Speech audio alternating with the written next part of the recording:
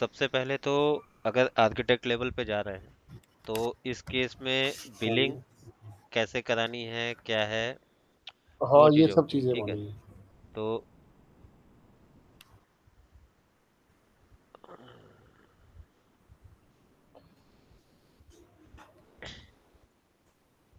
पांडे जी, अगर आप बुरा ना मानो तो सेशन को रिकॉर्ड कर सकते हैं, कहूँगा क्या हुआ? रिकॉर्डिंग मैंने लगा दिया है। लगा देना बस। हम्म, अब अगर मैं जीसीपी फिर बिलिंग कोई निजी बात करूंगा, मत करिए। हाँ, जीसी बिलिंग ठीक है जी। ठीक, तो एक तो यहाँ से मैं डायरेक्टली अगर गूगल पे जाता हूँ, यहाँ से मैं बिलिंग सर्च करूँ तो हम्म, ये बिलिंग ऑप्शन आ गया, ठीक। हाँ, इसको मैं नीचे कर देता हूँ। अब बिलिंग में क्या होता है कि कितने मेरे प्रोजेक्ट हैं, ऑर्गेनाइजेशन क्या है, एक ऑर्गेनाइजेशन के अंडर में हम मल्टीपल प्रोजेक्ट्स क्रिएट कर सकते हैं, बना सकते हैं, ठीक। ठीक है। अब प्रोजेक्ट वाइज भी बिलिंग हो सकती है, रिसोर्स वाइज भी बिलिंग हो सकती है, हमें कैसे देखना है। अच्छा। तो अगर मैं बिलिंग सेक्शन में आता हूँ तो बिलिंग सेक्शन में reports, cost table, cost breakdown, तो जो भी मेरे रिसोर्सेज हैं, जितने भी रिसोर्सेज हैं, मैं कॉस्ट टेबल में जाके यहाँ से मैं बिलिंग जनरेट कर सकता हूँ। डाउनलोड कर लेंगे, ये डाउनलोड का लिंक है।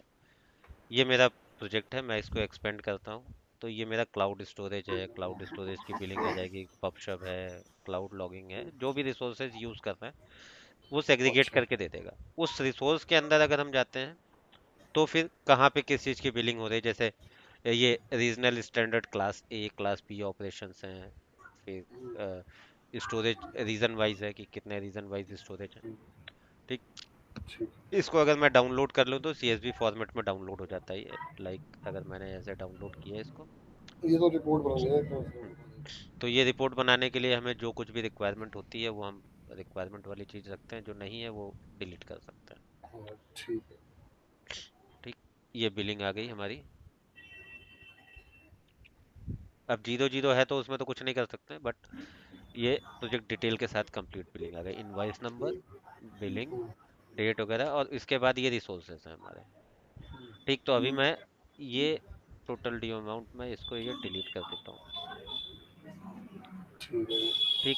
अब ये मेरी हेडिंग्स हो गई कि किन किन चीज़ों की बिलिंग हो रही है, क्या क्या रिसोर्सेज हम यूज़ कर रहे हैं, वो सारा कुछ।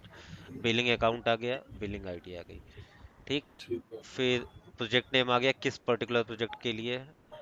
तो अभी मैंने जिस प्रोजेक्ट के लिए निकाला है वो सिंगल प्रोजेक्ट है मेरा। अगर ठीक। यहाँ पे मैं देख रहा हूँ तो यहाँ पे ये राइट साइड में फिल्टर्स आ रहे हैं, ठीक है। ठीक। डेट किस मंथ का मुझे इनवॉइस निकालना है वो मैं सेलेक्ट कर सकता हूँ, ठीक है। फिर इसके बाद किस फोल्डर ऑर्गेनाइजेशन के लिए निकालना है, प्लॉट, टेकी जोन। अगर मैं ये को डॉट इन पे जाता हूँ, ये ऑर्गेनाइजेशन है, ये फोल्डर है, ठीक। जैसा कि जीसीपी में आपको पता होगा कि सबसे पहले ऊपर होता है ऑर्गेनाइजेशन, फिर हाँ। उसके बाद फोल्डर, और फोल्डर के अंदर सब फोल्डर बना के फिर हम प्रोजेक्ट क्रिएट करते हैं, राइट। तो अच्छा। अगर हम प्रोजेक्ट का निकालना है तो यहाँ प्रोजेक्ट है, ऑर्गेनाइजेशन का निकालेंगे तो पर्टिकुलर ऑर्गेनाइजेशन में जितने भी प्रोजेक्ट होंगे वो सारे यहाँ पे आ अच्छा। जाएंगे, ठीक। अच्छा। तो हमने ऑर्गेनाइजेशन लेवल पे निकाला, फिर प्रोजेक्ट, ऑल प्रोजेक्ट में कौन कौन से हैं हमने सेलेक्ट ऑल कर दिया यहाँ पे। यानी कि फिल्टर दे रखे हाँ, हैं अलग अलग तरह के हमें। हाँ। तो अब हमने फिल्टर कर लिया, फिर सर्विसेज हैं हमारी, हमने सर्विसेज भी देख ली, सर्विस भी टिक कर दिया, और उसके बाद हम यहाँ से इसको ठीक। जनरेट कर सकते हैं, ठीक है। ठीक है। ये आ गया। तो ठीक। ये फिल्टर इसलिए यूज होता है, कॉस्ट टेबल का मेन यूज है कि हमें अगर रिपोर्ट जनरेट करनी है बिलिंग की, रिसोर्स वाइज डिटेल्स देखनी है कि किस रिसोर्स के लिए कितनी बिलिंग आई, वो हम देख सकते हैं। सपोज अगर हमने एक वीएम बनाया या हमने मल्टीपल वीएम्स बनाए, और हम ये देखना चाहते हैं कि पर वीएम कॉस्ट क्या है, इंडिविजुअल वीएम की कॉस्ट कितनी आ रही है, अच्छा, यानी कि तो यहाँ तक माइन्यूट डिटेल मिल हाँ, जाएगी। वो सारी चीजें मिल जाएंगी। अपार्ट फ्रॉम दैट अगर हमें जीसीपी में जाके है, कॉस्ट कैलकुलेटर आता है, जीसीपी कॉस्ट कैलकुलेटर, ठीक है। कैलकुलेटर में गए, यानी कि ये भी आ रहा है थोड़ी चीजें। हम्म, तो ये कॉस्ट कैलकुलेटर पे हम गए, कॉस्ट कैलकुलेटर हमने ओपन कर लिया, तो यहाँ पे रिसोर्स वाइज हम, अब जैसे एक होता क्या है कि अगर हम आर्किटेक्ट लेवल पे वर्क कर रहे हैं तो प्रोजेक्ट डिप्लॉय होने से पहले क्लाइंट हमें ये कहता है कि अगर मैं इस चीज को डिप्लॉय करता हूँ तो कितनी कॉस्ट आएगी अप्रॉक्स। हाँ। तो वो हम कैसे देंगे? ये हमारे रिसोर्सेज दे रखे हैं, जो भी रिसोर्स हमें, हाँ जो भी सर्विस यूज करनी है इनकी। ठीक है। हाँ ठीक। ठीक है। अगर यहाँ पे मैं इसके नेम ऑफ द इंस्टेंस दूंगा, कितने नंबर ऑफ इंस्टेंस मुझे देने हैं, जैसे 10 वीएम क्रिएट करने हैं, 20 वीएम क्रिएट करने हैं, इनकी कैपेसिटी क्या होगी, वो सारी चीजें। तो उसके अकॉर्डिंग क्या होगा कि ये चीजें चेंज हो जाती हैं। लाइक यहाँ पे आके हम सारी डिटेल्स फिल करेंगे और हमको यहाँ पे इसकी कॉस्ट आ जाएगी। सपोज करो कि एक मैंने कॉस्ट हुआ। 2 वीएम क्रिएट करने हैं, ठीक है। ठीक है। What are these instance for, यहाँ पे कुछ भी लिख दो, जो भी अगर मुझे वीएम के चाहिए, लिनक्स चाहिए, जो भी है। फिर हाँ। लाइसेंस मुझे ओएस कौन सा लेना है, तो फ्री डेवियन है, डेवियन अच्छा। का निकाल लें। अगर मुझे विंडोज़ चाहिए तो विंडोज़ का निकाल लें। ठीक, सपोज ये अच्छा। विंडोज़ है, मैं विंडोज़ ले रहा हूँ रेगुलर। और स्पॉट प्रिम्प्टिबल वीएम में क्या होता है, प्रिम्प्टिबल वीएम पता है क्या होते हैं? तो मुझे नहीं पता। प्रिम्प्टिबल वीएम में ये होता है कि जब सपोज कि मैंने एक वीएम बनाया 4 जीबी रैम के साथ और 64 जीबी एसटीडी के साथ। तो उस केस में क्या है कि जब तक तो वो यूज हो रहा है, मान लो वो 2 जीबी ही यूज कर रहा है, तो बाकी 2 जीबी कहीं और भी यूज हो जाएगी। और जब यूज में नहीं होगा तो वो सर्वर ऑटोमेटिक बंद भी हो सकता है। मींस अच्छा इसमें यानी क्या कि होता है, प्रिम्प्टिबल वीएम में होता है कि कॉस्ट मेरी मिनिमम कॉस्ट आएगी। ये कॉस्ट इफेक्टिव है कॉस्ट ये। इफेक्टिव सॉल्यूशन अगर किसी को देना है जहां पे 24/7 का यूजेस नहीं है, अच्छा तो वहां अच्छा पे हम ये दे अच्छा। सकते हैं। ठीक। डिस्काउंटेड प्राइस में हाँ, ठीक है। अब इसी को अगर जैसे मैं वीएम पे जाता हूँ, कोई वीएम मैं क्रिएट करता हूँ, सपोज मैं यहाँ से वीएम क्रिएट करता हूँ ये। तो जब मैं कोई वीएम या कोई रिसोर्स क्रिएट करता हूँ तो सेम टाइम पे भी मेरे पास एस्टिमेटेड प्राइस आता है। जो हम सपोज अगर मुझे वीएम क्रिएट करना है तो मैं वहां से भी प्राइस कैलकुलेट करके अकॉर्डिंगली क्लाइंट को शेयर कर सकता हूँ कि इतनी कॉस्ट आएगी। अब जिस भी लोकेशन पे मेरा ये है वीएम मैं क्रिएट कर रहा हूँ, सपोज मेरा तो अभी ईस्ट यूएस, नहीं, यूरोप वेस्ट 3 होगा, फ्रैंकफर्ट, ठीक है। किसी भी जोन में ले लिया, वीएम बना लिया। अब यहाँ पे देखो कॉस्ट आ रही है, ये अभी डिफॉल्ट कॉस्ट है मेरी जो बाय डिफॉल्ट आएगी, जिसमें इन्होंने E2 सीरीज की मशीन ले लेगी। ये मशीन के साइजेस हैं कि अगर मैं E2 पे जा रहा हूँ, N2, N2D, T2A, ये सभी पे कुछ इंक्रीज हो गई हैं, पहले इसमें इतने नहीं थे। ठीक। तो अब E2 ये पे जाना है। टेम्प। क्या? ठीक है। अब E2 पे ये जा रहे, टेम्पलेट्स E2 है के क्या बाद इनकी N2 पे देखना, तो बनी हुई? N2 पे देखो इंटेल है, इंटेल सीरीज है यहाँ पे। हाँ ठीक है। N2D में AMD की सीरीज है। AMD है, ठीक। हाँ ठीक है। ऐसे T2A पे अलग सीरीज आए है, एम्परे। तो एम्प्रा की, हाँ तो रेटिना की, ये हाँ। अलग अलग सीरीज आती हैं और हर एक सीरीज की कॉस्ट भी हमारी डिफर करती है। जैसे अगर इसमें 2 CPU हाँ। 8 GB रैम N2 सीरीज की ले रहा है, तो कॉस्ट हमारी बढ़ गई। ठीक, 74 हो गई। अच्छा। पहले तो E2 था, तो E2 तो नॉर्मल होता है। अब मैं AMD पे जा रहा हूँ, N2D, 2 और 8, टू CPU रेंज वही है, लेकिन इसकी AMD की कॉस्ट देखो कम हो गई। अच्छा यानी कि अलग अलग हाँ, सीरीज पे सीरीज अलग अलग सीरीज कॉस्ट की आ भी रही है। कॉस्ट है। उस पे ये है कि कौन सा आप प्रोसेसर चूज कर रहे हो, ब्रांड क्या है आपका, कॉन्फ़िगरेशन क्या है, कौन कॉन्फ़िगरेशन क्या सा? है। अब इसमें कॉन्फ़िगरेशन तो सेम है 2 और 8, लेकिन अगर यही N2D की बजाय हम N2 पे जाते हैं, मींस हम इंटेल यूज करते हैं ना कि AMD, तो इंटेल की कॉस्ट हमें ज़्यादा पड़ रही है। ठीक। फिर सेकेंड हमारी कॉस्ट और कहाँ पे वेरी करती है कि मैं एडवांस ऑप्शन मैंने ओपन कर लिया, और इसके बाद मैं यहाँ पे बूट डिस्क पे गया, यहाँ पे मैं बूट डिस्क चेंज कर सकता हूँ। चेंज पे मैं गया यहाँ से, और ये ऑप्शन आ गया जैसे डेवियन का है।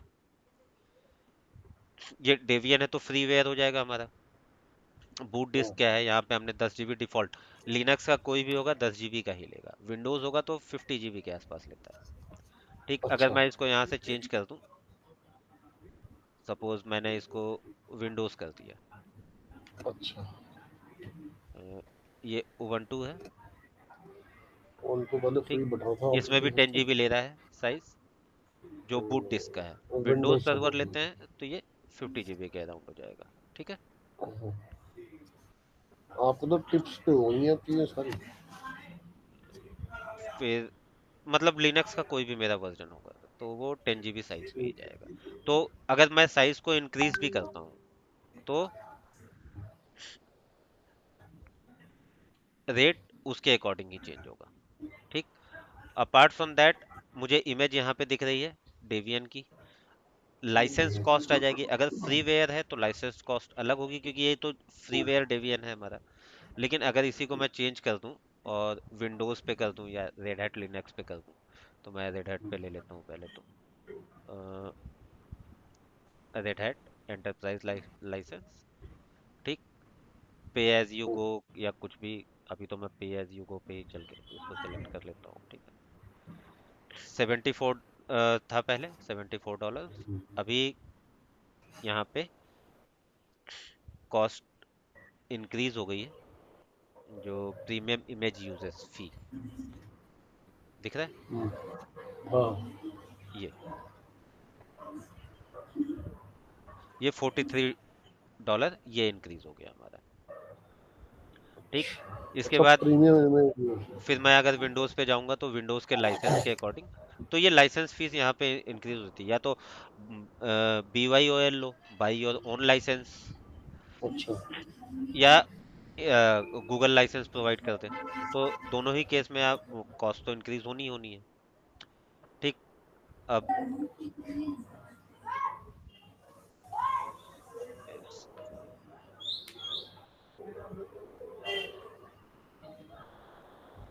ये जो कॉस्ट आ रही है पंडित जी, हम्म, ये पर मंथ है पर आवर, कैसी ये कॉस्ट भी है? यहाँ पे देखो, ये जो कॉस्ट आ रही है अच्छा, ये मंथली पर मंथ एस्टिमेट है, आ रहा मंथली कॉस्ट। लेकिन आवरली कॉस्ट लोगे तो आवर पर आवर ये कॉस्ट पड़ रही है इसकी। है, ये बैटरी है। अच्छा। ठीक है। अब हाँ, ये ऊपर लिखा विंडोज है। 22 के साथ मेरे को $79 का ही पड़ रहा है। अच्छा। बट यहाँ पे अभी यहाँ पे मेरा ये शो नहीं कर रहा है कि इमेज की कॉस्ट क्या है। इमेज पे एज यू गो लिया है क्योंकि मैंने। हम्म। ठीक है। तो ये तो एक यहाँ से कॉस्ट कैलकुलेटर हो गया। ये गूगल का कॉस्ट कैलकुलेटर है जो ऑनलाइन प्रोवाइड करता है गूगल। तो यहाँ पे भी अगर मैं रेगुलर वीएम ले रहा हूँ, जनरल पर्पस है, E2 सीरीज ले रहा हूँ। अब देखो यहाँ पे N2 सीरीज है, N1 हाँ, सीरीज वो है, सारी आ रही N2B। है जो वहां पर ठीक। थी। N2 सीरीज मैंने ले लिया। 2 vCPU, 8 GB रैम जो मिनिमम होता है इसमें। चाहिए चाहिए, हाँ। 2 per core, balance disk, boot disk size 50 GB default होता है, 50 GB मैं यहाँ ले रहा हूँ। ठीक है। और इसके बाद मैंने ऐड टू एस्टिमेट, ये एस्टिमेट यहाँ पे ऐड करके इसने दे दिया। ठीक है। ये कितनी मशीनों का है हमारा? ये हमने नंबर ऑफ मशीन जो हमने दिया था, दो ली थी मेरे दो ख्याल ली से थी शायद। ये। ठीक है। ये आ रहा है नंबर ऑफ मशीन 2x। और पर मशीन का लेते हैं तो पर मशीन ऑपरेटिंग सिस्टम का, ये दोनों ऑपरेटिंग सिस्टम का आ गया, ये दोनों मशीन का आ गया। ठीक। तो अच्छा। टोटल 250 आ रहा, $125 पर मंथ। ठीक। बूट डिस्क का, परसिस्टेंट बूट डिस्क जो मैंने ली उसकी कॉस्ट अलग आ रही है, $10। तो ये दोनों ऐड होके, क्योंकि 50 GB मैं ले रहा हूँ ना, जो बाय डिफॉल्ट आ रही है 50 GB, उसका भी $10 है। तो वो टोटल यहाँ पे जो आ रहा है कॉस्ट, वो आप देखोगे 257 आ रहा है। बट यहाँ पे क्या आ रहा है, ये 247 आ रहा है, जो मशीन की कॉस्ट है विदाउट डिस्क। हम्म। ठीक है। तो अब फिर से आ जाते हैं अ, यहाँ पे। अब रिपोर्ट्स में जाके ग्राफ व्यू देख सकते हैं कि जो मंथली है या डेली बेसिस पे है, वो मेरी कम्युलेटिव जो रेशियो है वो कितना इंक्रीज हो रहा है या डिक्रीज हो रहा है। कॉस्ट कटिंग करते हैं। जैसे मेरा अभी जो लास्ट ऑर्गेनाइजेशन था, वहाँ पे हम लोग क्या करते थे कि जो डेवलपर्स थे उनको इंफ्रा प्रोवाइड करते थे। तो किसी डेवलपर का आया कि मुझे वर्टेक्स एआई चाहिए, मैंने वर्टेक्स एआई दे दिया उसको। अब वो एआई के कोड्स वहाँ पे डिप्लॉय कर रहा है। तो वर्टेक्स अच्छा। एआई भी डिप्लॉयमेंट के टाइम पे बैकएंड पे एक वीएम क्रिएट करता है, जो वीएम आपका इसी वीएम सेक्शन में यहाँ पे दिखता है। ठीक। तो उस वीएम की कॉस्ट भी है। तो अगर उस वीएम को हम डाउन कर देते हैं तो हमारी कॉस्ट कटिंग हो जाती है। किसी महीने क्या हुआ कि पूरे महीने एआई वाला सिस्टम रन करता रहा, वर्किंग थी नहीं कुछ उसकी, कॉस्ट इंक्रीज कर गई। नेक्स्ट मंथ क्या किया कि टीम से पूछा कि भाई यूज में है या नहीं है, तो हमने उसको डिलीट कर दिया। तो नेक्स्ट मंथ हमारी वहाँ की कॉस्ट तो कम हो जाएगी, बट और जो सर्विसेज यूज में है उनकी कॉस्ट चलती रहेगी। तो डे बाय डे होता ये था कि डेवलपर टीम्स को कॉल करके कि कौन सी, जो एक शेड्यूल्ड मीटिंग होती थी उसमें, कि कौन सी सर्विस यूज में है, कौन सी नहीं यूज में है, और इन फ्यूचर कौन सी सर्विस यूज में आएगी। तो उसकी एक शीट क्रिएट कर लेते थे, और जो यूज में नहीं होती थी सर्विस उनको डिलीट कर देते थे परमानेंट। जब उनकी रिक्वायरमेंट आएगी दोबारा तो फिर से बना के दे देंगे। तो ये सारी चीज़ें टेराफॉर्म के थ्रू होती थी। टेराफॉर्म पे कोड है, डिलीट कर दिया, जब दोबारा करना हुआ टेराफॉर्म की कमांड रन की, कोड्स हमारे ऑलरेडी पड़े पड़े हुए हैं, तो वो automatic machine with in a minute create हो जाती थी। ठीक है। तो अच्छा। एक ये हो गया मेन ओवरव्यू। देखते हैं यहाँ से हम, अगर मेरे पास मल्टीपल प्रोजेक्ट है तो प्रोजेक्ट के लिए बिलिंग अकाउंट भी क्रिएट होगा। तो ये देखेंगे कि किस बिलिंग अकाउंट में कौन सा प्रोजेक्ट है। अगर सारे प्रोजेक्ट सिंगल बिलिंग अकाउंट में है तो वो यहाँ से हम जाके उनको प्रोजेक्ट को सेलेक्ट करके वन बाय वन भी देख सकते हैं, या यहाँ से हम फिल्टर क्रिएट करके फिल्टर के थ्रू भी देख सकते हैं। तो ये तो है कि थोड़ा सा ओवरव्यू हो जाता है बिलिंग के बारे में।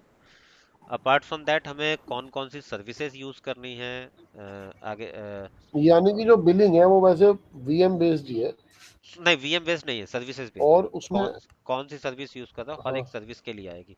अब जैसे यहाँ हाँ, पे, वीएम में वो है ना, ऑपरेटिंग सिस्टम का अलग पैसा ले रहे हैं, हाँ, बूट डिस्क का अलग पैसा ले रहे हैं, हर चीज और का। वो सब इन्होंने कैटेगराइज करी हुई है, कंप्यूट का अलग पैसा है, हम्म। सब चीजों का अलग अलग ले रहे हैं राइट पैसा। राइट। अब जैसे यहाँ पे ये देख रहे होगे आप, कंप्यूट इंजन है, फिर जीके ही अगर जाना है, गूगल क्यूबरनेट इंजन, तो क्यूबरनेट्स के लिए अलग हम कैलकुलेट कर सकते हैं। हाँ क्यूबरनेट्स में भी हमें सबसे पहले तो वीएम्स क्रिएट करने पड़ते हैं। जो भी हम नोड क्रिएट करते हैं या क्लस्टर हाँ, क्रिएट करते हैं उसमें, तो जितने नोड का क्लस्टर होगा उतने नोड हमारे वीएम के क्रिएट हो जाएंगे। उनकी बिलिंग 24/7 की चलेगी। फिर उसके अंदर जो हम पॉड क्रिएट कर रहे हैं या जो हम डिप्लॉयमेंट कर रहे हैं, उनके चार्जेस अलग चलते हैं, स्टोरेज की कॉस्ट अलग चलती है, बैकअप की कॉस्ट अलग होती है। तो उसके अकॉर्डिंग यहाँ पे जो भी सर्विस है, हर एक सर्विस की इन्होंने देखो, बिग डेटा, डेटा फ्लो, पबशब, जो कुछ भी है, स्टोरेज, हर एक की हम कॉस्ट यहाँ पे कैलकुलेट करके अप्रोक्स कॉस्ट इस टूल के थ्रू निकाल सकते हैं। तो एक तो हमारा ये टूल हो गया। दूसरा ये है कि जहाँ से भी हम अ, चीज़ें करनी, जैसे ये अगर मैं वीएम क्रिएट कर रहा हूँ या मैं स्टोरेज क्रिएट कर रहा हूँ, तो वहाँ पे भी राइट साइड में एक कॉस्ट कैलकुलेटर देते रहते हैं। तो कॉस्ट हमारी अप्रॉक्स कॉस्ट हमको यहाँ मिलती रहती है ये। हाँ। सेम थिंग कि अगर मैं एडवांस ऑप्शंस में जाता हूँ तो यहाँ पे मुझे एक ऑप्शन उसमें वो मिलेगा। और एसएसएल वगैरह भी ऐड कर देंगे मेरे ख्याल से, हाँ, एसएसएल और वो जो तो बाकी वो तो फीचर्स हैं वो। सर्टिफिकेट जनरेट करा के हम अपलोड करना होता है हमको। हाँ। तो अभी शायद यहाँ पे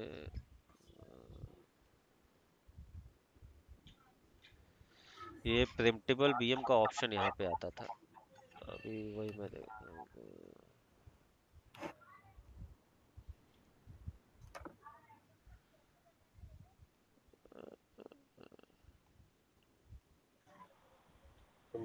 ये देखो कॉस्ट कम हो गई यहाँ पे। और स्टैंडर्ड पे गए हम, वीएम प्रोविजनिंग मॉडल, तो ये कॉस्ट मेरी इंक्रीज हो जाएगी, ये $25 हो गई। ठीक। अच्छा, सेम चीज है स्टार्टअप। पर इसमें भी आपने ओएस ओएस के पैसे नहीं लगे भाई इसमें भी। नहीं, अभी ओएस का तो, क्योंकि इसमें ये न्यू मशीन है ना, ये डेबियन ओएस है, तो डेबियन का तो हाँ फ्री ऑफ इसमें कॉस्ट डेबियन है, है। फ्री है। हाँ, इसीलिए है ना ज्यादा, वैसे तो बूट डिस्क की खाती में। बूट डिस्क भी 10 GB की है। तो 10 GB पे ये दिखा रहा है बैलेंस परसिस्टेंट डिस्क $1। जो डिफॉल्ट इसके साथ ये 10 GB साइज है बूट डिस्क का, 10 GB का ये $1 दिखा रहा है यहाँ पे।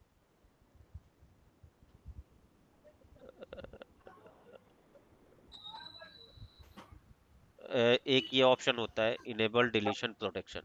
अगर मैंने मशीन बना दिया और इसको चेक कर दिया, तो ये मशीन तब तक डिलीट नहीं होगी चाहे वो एडमिनिस्ट्रेटर लेवल से करे, चाहे ऑर्गेनाइजेशन एडमिन हो या ऑनर हो, कोई भी हो, वो मशीन डिलीट नहीं कर पाएगा जब तक कि वो सेटिंग्स से जाके इसको अनचेक नहीं करेगा। अच्छा। तो ये जैसे क्रिटिकल मशीन्स होती हैं मोस्टली, उनके लिए, वैसे तो हम सारी मशीन्स के लिए यूज़ कर सकते हैं, बट जो क्रिटिकल मशीन्स होती हैं उसके लिए ये कंपलसरी होता है कि डिलीशन प्रोटेक्शन ऑन करके रखें।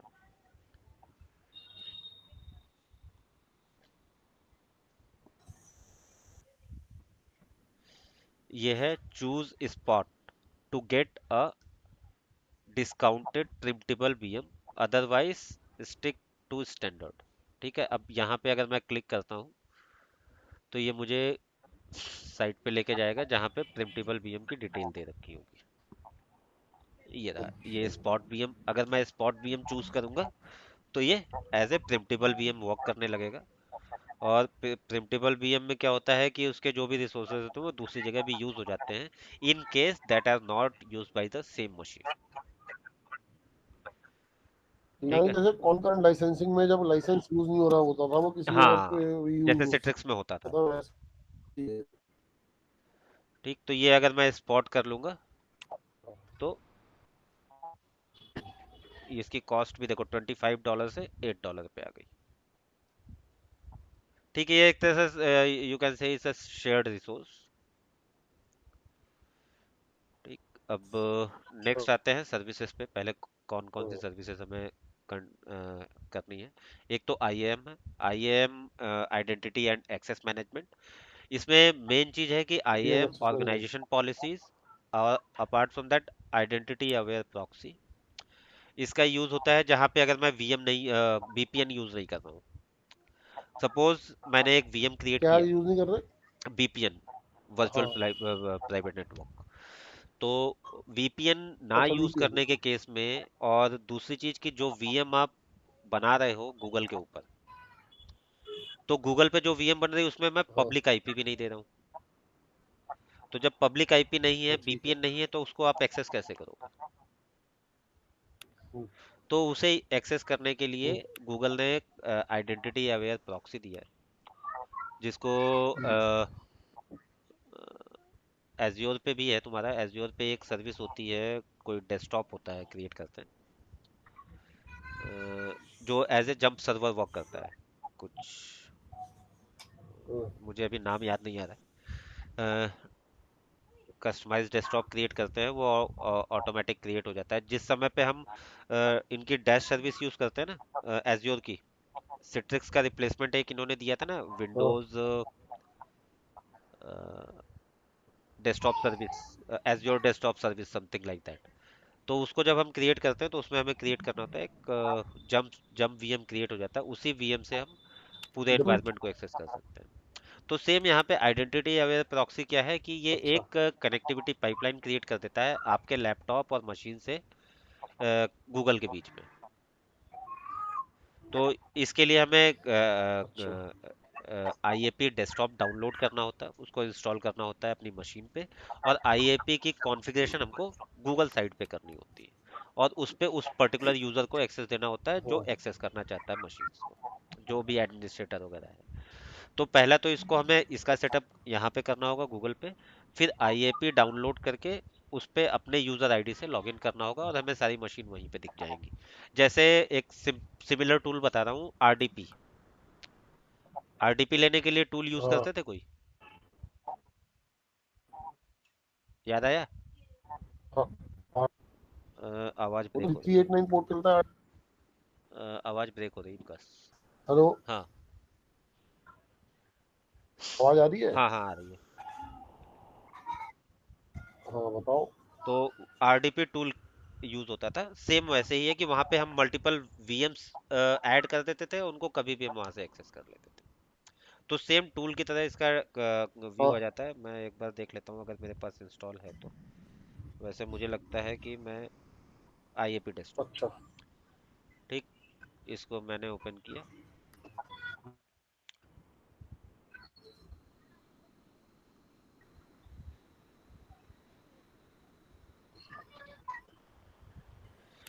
ओपन हो जाए तो इसमें सारे जो भी मेरे लिनक्स के वीएम हो या विंडोज के वीएम है वो सारे यहाँ पे आ जाएंगे। बट एक बार मुझे इसको सिंक कराना होता गूगल से। ठीक है, तो हम्म, ये भी हो गया अभी। नेक्स्ट जो सर्विस, मतलब जो आगे हम कंटिन्यू करेंगे,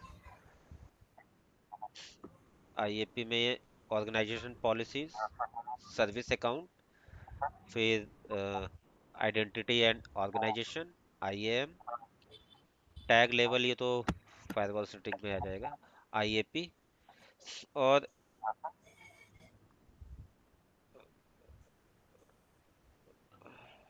बस यही सारी चीजें इसमें हैं जो मेन मेन चीजें हैं। रोल्स वगैरह क्रिएट करना, हाँ, यूजर क्रिएट करना, वो सारी चीजें सिंपल है, वो इतने में ही कवर हो जाएंगी। बाकी जितने भी पॉइंट है ना इसके, अच्छा। वो सारे इन 5 पॉइंट के अंदर ही कवर हो जाएंगे आपके। फिर बिलिंग का है तो कौन बिलिंग कौन से? का एक तो एक तो आईएएम, एक तो एपी हो गया, एक रोज हो ये गया। आईएएम हो गया, आइडेंटिटी एंड ऑर्गेनाइजेशन। हाँ फिर ये ऑर्गेनाइजेशन पॉलिसीज, सर्विस अकाउंट, ये एक नया आया है वर्कलोड आइडेंटिटी फेडरेशन, ये भी कवर कर लेंगे। फिर आइडेंटिटी अवेयर प्रॉक्सी और रोल्स, तो दो ये हो गए।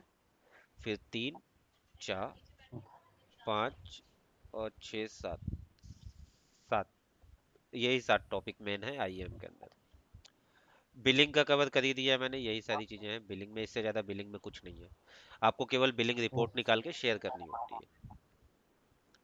फिर ये ठीक है। एपीआई एंड सर्विसेज है। एपीआई सर्विसेज सबसे लास्ट में करेंगे कि ये प्रोग्रामर्स के लिए ज़्यादा यूज होती है। बेसिकली हम किसी भी सर्विस को अगर रन करना है लाइक वीएम के लिए, तो वीएम के लिए भी मेरा कंप्यूट एपीआई जो है वो इनेबल होनी चाहिए। अगर वो इनेबल नहीं है तो प्रॉम्प्ट करेगा इनेबल करने के लिए, मैं एपीआई इनेबल करूंगा, उसके बाद मेरी पर्टिकुलर वो सर्विस स्टार्ट होगी। ठीक। फिर ये कंप्यूट इंजन है, इसमें स्टोरेज वगैरह वीएम कैसे क्रिएट करते हैं, सोल टेनेंट नोड क्या होता है, इंस्टेंस टेम्पलेट के थ्रू कैसे क्रिएट करते हैं, इमेज के थ्रू कैसे क्रिएट करते हैं। हाँ, यानी कि वीएम क्रिएट करने के लिए भी अलग अलग तरीके हैं। हम्म। सेम कि हम जैसे वीएम वेयर पे होता था ना ईएसएक्स पे, कि टेम्पलेट से भी क्रिएट कर सकते हैं, हाँ टेम्पलेट हाँ बना के रख लिया है, या फिर हम इमेज है इमेज के थ्रू कर रहे हैं। और साथ में टेराफॉर्म है, हाँ। टेराफॉर्म से बेसिकली मैक्सिमम ऑर्गेनाइजेशन में टेराफॉर्म ही यूज होता है टू क्रिएट कई बार इंस्टेंस और क्लोन भी रिसोर्स। कर लेते थे। मैनुअल का तो प्रोसेस आज की डेट में बहुत कम हो गया है, सारा कुछ टेराफॉर्म के थ्रू ही होता है। इवन आपको कोई भी हाँ पॉलिसी रन करनी है, कुछ भी फायरवॉल करना है, वीपीसी क्रिएट करना है, सारा कुछ टेराफॉर्म से होता है। ठीक। हाँ। फिर ये है क्लाउड स्टोरेज, इसमें बकेट मॉनिटरिंग और सेटिंग, ये कॉन्फ़िगरेशन पूरा इसका ये कवर करेंगे। स्टार्ट करेंगे बीपीसी नेटवर्क से, कि वर्चुअल प्राइवेट हम्म, क्लाउड क्या होता है, इसमें आईपी एड्रेसिंग क्या है, फायरवॉल रूट राउटिंग्स, शेयर्ड हम्म, बीपीसी, फिर आपका बीपीसी पेयरिंग। इसके बाद है क्यूबरनेट्स, जो मेनली आज की डेट में सबसे ज़्यादा हॉट है, वो क्यूबरनेट है। कि जीकेई में, जीकेई पे अगर आप काम कर रहे हो तो आप किसी पे भी, एज़्योर पे हो, एडब्ल्यूएस पे हो, उस पे आप काम कर सकते हो। तो यहाँ पे भी क्यूबरनेट्स है, थोड़ा सा डिफरेंट है बाकी सबसे, क्योंकि यहाँ पे हमें मास्टर नहीं क्रिएट करना होता, केवल नोड क्रिएट करते हैं और नोड पे ही वर्क करते हैं। बाकी अगर एडब्ल्यूएस पे आप जाओगे तो एडब्ल्यूएस पे अगर क्यूबरनेट क्रिएट करने के लिए जाओगे तो मास्टर और नोड दोनों ही क्रिएट करने होते हैं। ठीक। इसके बाद अच्छा। आता है हमारा बिग क्वेरी। तो बिग क्वेरी में ज़्यादा कुछ नहीं बताएंगे, हाँ बिग क्वेरी में ये बता देंगे कि बिग क्वेरी में टेबल्स वगैरह कैसे बनती है, कुछ बेसिक क्वेरीज कैसे रन होती हैं, या इनकी मेन मेन रिक्वायरमेंट क्या होती है। अगर क्लाइंट बिग क्वेरी पे जा रहा है तो बिग क्वेरी में वो उसको क्या रिक्वायरमेंट होगी उसकी, और वो क्या चीज़ें चेक करेगा।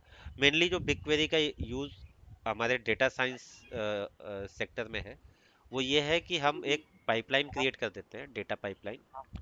लाइक एक एग्जांपल ये है कि मैं स्टोरेज और बिग क्वेरी के बीच में एक पाइपलाइन क्रिएट कर दूं, और कोई भी सीएसवी फॉर्मेट या कोई भी फॉर्मेट मैं स्टोरेज पे डालूं, और वो ऑटोमेटिक बिग क्वेरी पे फेच होके आ जाए, वहां पे टेबल क्रिएट हो जाए उसकी। तो वो पाइपलाइन हम क्रिएट करते हैं, डेटा फ्लो अच्छा। पाइपलाइन होती है, डेटा प्रॉक है, कई टूल है इसमें। तो उसके थ्रू करते हैं। तो वहाँ पे जब डेटा हमारा बिग क्वेरी में आ जाता है, तो इंजेशन के बाद जब डेटा इंजेस्ट हो गया बिग क्वेरी में आ गया, तो वहां से हम वो चेक करते हैं कि सीक्वेंस और डेटा में कोई प्रॉब्लम तो नहीं है, डेटा को वेरीफाई करते हैं। तो वो सारी चीजें हम बिग क्वेरी के थ्रू करेंगे। उसमें थोड़ी सी बिग क्वेरी लैंग्वेज है जो वहाँ पे रन होती है। फिर आता है सीक्वल। सीक्वल अच्छा। में आपके मेनली जो तीन चीजें हैं प्रोवाइड करता है गूगल। एक तो पोस्टग्रेस है, दूसरा है सीक्वल है, और तीसरा है माई सीक्वल। तो ये तीनों मैनेज इंस्टांस हाँ। होते हैं जिनको गूगल इटसेल्फ मैनेज करता है बैकएंड से। हमें केवल यहाँ से जाके उस पर्टिकुलर इंस्टांस को क्रिएट कर देना है, जो भी कॉन्फ़िगरेशन है उस कॉन्फ़िगरेशन का, उसका बैकअप, अच्छा, वो मैनेज वो मेंटेनेंस, करेगा। वो मैनेज गूगल करता है। ठीक, उसकी हम्म। मेंटेनेंस, उसका बैकअप, उसका रिस्टोरेशन, सारा कुछ गूगल देखेगा। तो ये मैनेज्ड वीएम होते हैं। अच्छा। इससे बेसिकली इसका जो ये, अगर माइग्रेशन के लिए बात करें, तो जैसे हम अगर हमारा कोई सीक्वल का इंस्टेंस ऑन प्रेम में रन कर रहा है, तो उसको हम क्या कर सकते हैं कि उसको हमें माइग्रेट करके गूगल पे ले जाना है। तो हम या तो सीक्वल माइग्रेट के थ्रू लेके जा सकते हैं, या फिर हम इंपोर्ट एक्सपोर्ट के थ्रू ले जा सकते हैं। तो इंपोर्ट एक्सपोर्ट में क्या होता है, गूगल सीक्वल पे ही गए, एस एस सी एम होता है इसका, सीक्वल मैनेजमेंट कंसोल। वहां से हमने इंपोर्ट किया डेटा, और एक्सपोर्ट करके उसको इंपोर्ट कर लिया यहाँ गूगल पे आके। और गूगल पे पहले अच्छा। इंस्टेंस क्रिएट करेंगे, और फिर उस डेटा को स्टोरेज में रख के वहां से हम उसको इंपोर्ट कर लेंगे। तो वो मेरा सेम डेटा यहाँ आ जाता है। फिर डेटा अच्छा। को चेक करना होता है, और सर्वर को ऑन करना होता है। मतलब उसके बाद सर्वर फंक्शनल में आ जाएगा और सभी के लिए अवेलेबल हो जाएगा। जिस भी सर्विस के लिए बैकग्राउंड वो डेटा होगा बैकएंड पे, उस सर्विस के साथ उसको लिंक कर कनेक्ट कर देंगे, और वो स्टार्ट हो जाएगी सर्विस। तो उसके कुछ स्टेप्स हैं, वो सारी चीज़ें भी इस पे डिस्कस करेंगे। फिर ये आता है मेन जो है सिक्योरिटी पे। हम्म। सिक्योरिटी पे जो मैंने अभी तक काम किया है, बीपीसी सर्विस कंट्रोल है, फिर आइडेंटिटी अवेयर प्रॉक्सी, मैंने उसमें ही बता दिया था आपको। फिर आपका डेटा लॉस प्रिवेंशन। फिर एक चीज और आती है, secret manager. Secret manager basically होता है कि आपको जैसे जेसन फाइल, कोई भी हमने सर्विस अकाउंट क्रिएट किया, तो उस सर्विस अकाउंट के लिए की भी जनरेट करते हैं। उस की को हम टेराफॉर्म पे डालते हैं या कहीं गिटहब पे रखते हैं, ताकि बार बार वो एक्सेस के लिए रिक्वेस्ट ना करे, वो की से ही एक्सेस पिक कर ले। तो जब भी हम कोई जेसन फाइल वगैरह करते हैं, तो उसको हम कहीं ना कहीं सेक्रेट पे स्टोर करके रखते हैं, कि वो फाइल किसी और के through out of the organization कोई एक्सेस ना कर पाए या कुछ। तो इसके लिए हम कुछ टूल्स भी यूज करते हैं जो थर्ड पार्टी टूल है, जैसे गिटहब है। गिटहब में गिटहब सेक्रेट्स हैं। उसके बाद जो दूसरा आता है वो आता है टेराफॉर्म कंपनी का ही हैसी कॉर्प है, जो टेराफॉर्म की जो टेराफॉर्म टूल है वो डिजाइन किया है हैसी कॉर्प ने। तो हैसी कॉर्प का ही एक और टूल आता है, हैसी कॉर्प वॉल्ट। उसमें भी कर सकते हैं, और नहीं अगर हमें कॉस्ट सेव करनी है, तो गूगल का सीक्रेट मैनेजर यूज कर सकते हैं। ठीक। फिर ये आता है cash service, certificate authority service. यहाँ से अगर मुझे किसी अपने यूआरएल के लिए या सर्टिफिकेट जनरेट करना है, जैसे हम माइक्रोसॉफ्ट में करते थे, तो वो यहाँ से हम कर सकते हैं। तो यही हो जाएगा। फिर ये आता है क्लाउड रन। इसमें प्रोग्रामिंग चलती है, इसका ज़्यादा मुझे नॉलेज नहीं है। हम्म। और नेटवर्क सर्विसेज में तो आपका ये आ जाएगा कि बीपीएन से कनेक्टिविटी कैसे करें, ऑन प्रेम और जीसीपी के बीच की कनेक्टिविटी जो होगी वो कैसे करेंगे।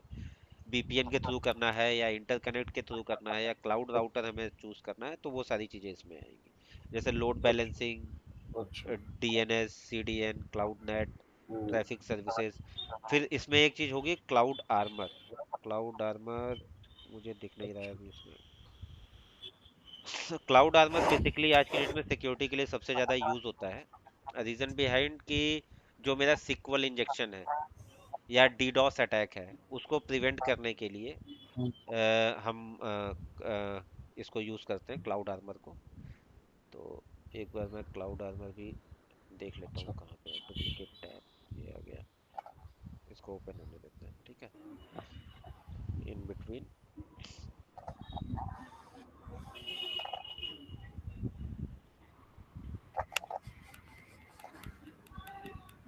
ये पांडे है। जी घर से ही कर रहे हैं या जाते हैं ऑफिस? नहीं, घर से ही करना है।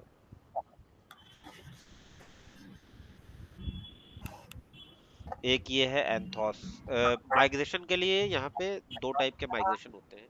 एक तो वीएम माइग्रेशन, अगर मैं किसी से भी ऑन प्रेम से गूगल पे करें या एज्योर से गूगल पे करें या एडब्ल्यूएस से गूगल पे करें, तो एक तो माइग्रेट फॉर कंप्यूट इंजन होता है, जिसको पहले हम बेलोस्टाटा बोलते थे, अभी रीनेम्ड होके माइग्रेट फॉर कंप्यूट इंजन हो गया। अब शायद माइग्रेट फॉर वीएम्स कुछ करके आ गया, वर्चुअल मशीन। अभी उसको इन्होंने माइग्रेट फॉर वर्चुअल मशीन कर दिया है। मेरे ख्याल से यहाँ पे होना चाहिए। हाँ, ये रहा, माइग्रेट टू वर्चुअल मशीन। तो ये टूल हमारा यूज होता है वीएम्स माइग्रेट करने के लिए, और ये एंथोस है। एंथोस हमारा यूज होता है माइग्रेट टू कंटेनर्स।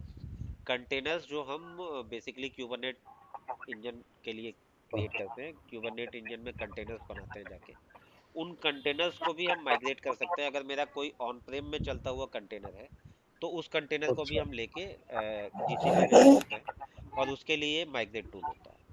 और अच्छा। एंथोस बेसिकली इसलिए होता है कि अगर मैं मल्टी क्लाउड पे वर्क कर रहा हूँ, लाइक एडब्ल्यूएस भी है, जीसीपी भी है, एज्योर भी है, और सभी पे मेरे कंटेनराइज्ड एप्लीकेशंस हैं, लाइक अच्छा।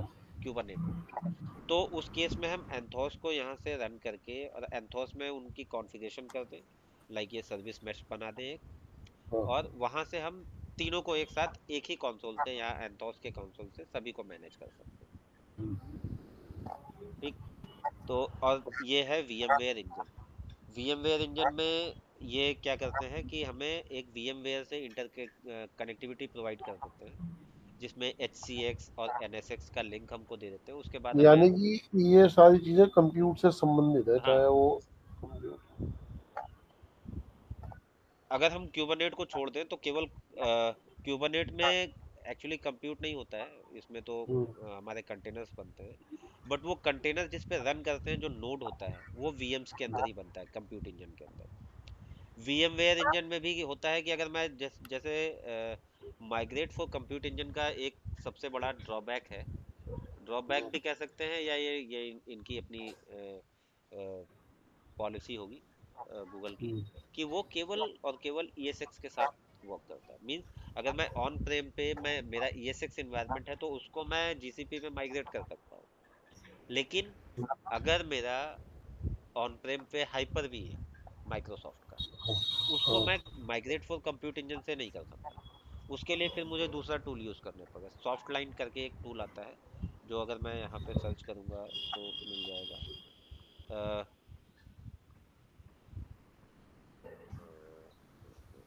पहले तो हम क्लाउड आर्मर देख लें। ये रहा क्लाउड आर्मर नेटवर्क सिक्योरिटी। ठीक है। इस टूल का basically DDoS attack, sequel injection और भी जो बाहर से अटैक्स होते हैं, उनको रोकने के लिए यूज होता है। सपोज मेरी कोई वेबसाइट चल रही है अंदर से, अब वो अच्छा। वेबसाइट पब्लिक फेसिंग है, हम्म, ठीक है, तो उस केस में हम उसको प्रोटेक्ट कैसे करेंगे? या तो हम फायरवॉल यूज करें, कोई जैसे तुम्हारा जूनिपर है या कुछ है, ठीक, पॉलो ऑल्टो है, तो उसकी कॉस्ट भी ज़्यादा पड़ेगी। अब एक वेबसाइट को रन करने के लिए क्लाइंट कहेगा नहीं, इसकी जरूरत नहीं, इंटरनल कुछ बताओ। तो हम क्लाउड आर्मर रिकमेंड कर सकते हैं। क्लाउड आर्मर जो है हमारा लोड बैलेंसर के ऊपर अप्लाई होता है, but non CDN based HTTPS load balancer होना चाहिए। ठीक है। तो उससे क्या होता है कि ये क्या, जो बाहर से अटैक्स होते हैं हैकर्स के, उनको प्रिवेंट करता है, रोकता है। लाइक अगर सिक्वल इंजेक्शन, डीडॉस या कोई भी प्रॉक्सी बेस्ड या VSS टाइप की चीज़ें हैं, उन टाइप के अटैक्स को ये रोकेगा। तो इसलिए इसको यहाँ पे सिक्योरिटी के लिए यूज करते हैं। और नेक्स्ट मैं क्या बता रहा था, अभी इतना इतना समझ में आ रहा है विकास भाई? मतलब ये तो एक ओवरव्यू दे ये रहा तो हूँ। पांडे जी आपने आज, मैंने जो चीजें नोट करी हैं बता दूं आपको मैं। हाँ। एक तो बिलिंग में मैंने सो नोट करा है, GCB calculator, BYOL, प्रिमिटिबल VM, GCP. ठीक है ना। हम्म, ये सब चीजें, इसके बाद आपने आइडेंटिटी अवेयर प्रॉक्सी पढ़ाया, रोल्स के बारे में बताया, IAM के बारे में बात हुई, हाँ, और पॉलिसीज के बारे में बात हुई है, वर्कलोड आइडेंटिफिकेशन, आइडेंटिफिकेशन के बारे में, क्यूबरनेटिव्स। फिर आपने मुझे कुछ ये नीचे आपने एंथोस के बारे में बात करी थी, सीक्वल के बारे में बात करी थी, पोस्टग्रेस वगैरह, हाँ। ठीक है। और वीएमवेयर इंजन और क्यूबरनेटिव्स वगैरह के बारे में आपने बात करी है, ठीक है। अब नेक्स्ट क्लास लेंगे ना, हम्म। तो मैं इन सब टॉपिक्स के बारे में थोड़ा थोड़ा पढ़ के आऊंगा, ठीक है। मैं इसीलिए ताकि वो ओवरव्यू दे रहा हूँ बस अभी। मैं, मेरे ख्याल हाँ, से अगर ताकि नहीं भी मैं पढ़ के थोड़ा सा आओगे ना। ब्लैंक ना हूँ। अभी मैं कंप्लीटली ब्लैंक आया हूँ। अभी अगर आपने आज मुझे काफी अच्छा ओवर दिया, अगर नहीं, ओवरव्यू दिया है। एक मिनट, नहीं भी पढ़ के आते हो तो कोई दिक्कत नहीं, वन बाय वन सारी चीजें कवर करा दूंगा मैं। पांडे अब जी, मैं आप पर जितना विश्वास करता हूँ ना, आप जानते हो इस बात को। मैं नितिन चितकारा को सबसे बड़ा टेक्निकल व्यक्ति सोचता था, पर वो आपसे कहीं पीछे छूट चुका है। इसलिए मेरे लिए तो आप क्या हो, जानते ही हो। अब पांडे जी, ऐसा है कि हाँ, 10:30 की मेरी एक मीटिंग है, 10:20 हो गए हैं। मैं कहीं बाहर था, कपड़े वपड़े चेंज करके ना, फिर मैं या तो मीटिंग ज्वाइन करूँ। तो आज के लिए मुझे आप तो कितना, इतना 10:30 बता की दो। एक मीटिंग है या 10:20 की है? 10:30 की है, 10:20 हो गए, मैं 10 पे मुझे कपड़े चेंज करने में चाहिए, ठीक है ना। अभी मैं उन्हीं कपड़ों में जिनसे बाहर कोई आया था, तो मैं उसी में बैठा हूँ। तो आज आपने मुझे इतना बताया, अब बताओ।